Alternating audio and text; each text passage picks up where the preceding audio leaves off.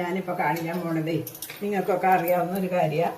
പക്ഷെ എന്നാലും ഞാനിതൊന്ന് പറയുന്നെന്നുള്ളൂ കേട്ടോ. നമ്മുടെ ഈ നല്ല ചെതമ്പലുള്ള മീൻ മേടിക്കുമ്പോഴേ നമ്മൾ ഈ വെള്ളം ചട്ടിയിൽ നിറച്ചിട്ട് അതിൻ്റെ അകത്ത് വെച്ച് നമ്മൾ ഈ ചെതമ്പൽ അങ്ങ് എടുത്തു കഴിഞ്ഞാൽ നമ്മുടെ പരിസരത്തോ നമ്മുടെ വീടിന് സിങ്കിലോ ഒന്നും ഈ ചെതമ്പൽ തെറിക്കില്ല.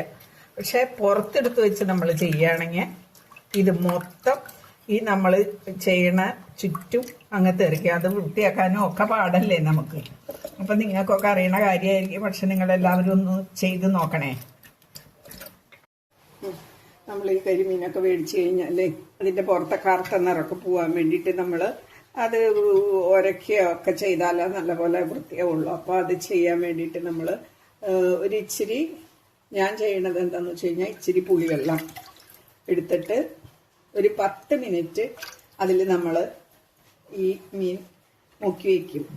എന്നിട്ട് പിന്നെ എടുത്തു കഴിഞ്ഞാൽ നമുക്ക് അധികം പാടൊന്നും കഴിക്കേണ്ട നല്ല വൃത്തിയായിട്ട് ഇതിൻ്റെ ആ കറുത്ത നിറമൊക്കെ പോയി നമുക്ക് കിട്ടും. നമ്മൾ പുളിവെള്ളത്തിലിട്ട് നമ്മുടെ കരിമീനാണ് ഇതാ കറുത്തിരിക്കുകയാണ്. 10 മിനിറ്റ് കഴിഞ്ഞ് ഇനി നമുക്ക് നോക്കാം. ഇതാ കണ്ട ഒരു പാടില്ല. നമുക്ക് നല്ല വൃത്തിയായിട്ട് ഈ കറുത്തൊക്കെ ഇരിക്കുമ്പോൾ നമുക്കൊരു ഇതാ ഇപ്പം എന്തായാലും ഇത് നല്ല വൃത്തിയായി കിട്ടും. കണ്ട നിങ്ങൾ ഇതുപോലെ ചെയ്ത് നോക്കണേ.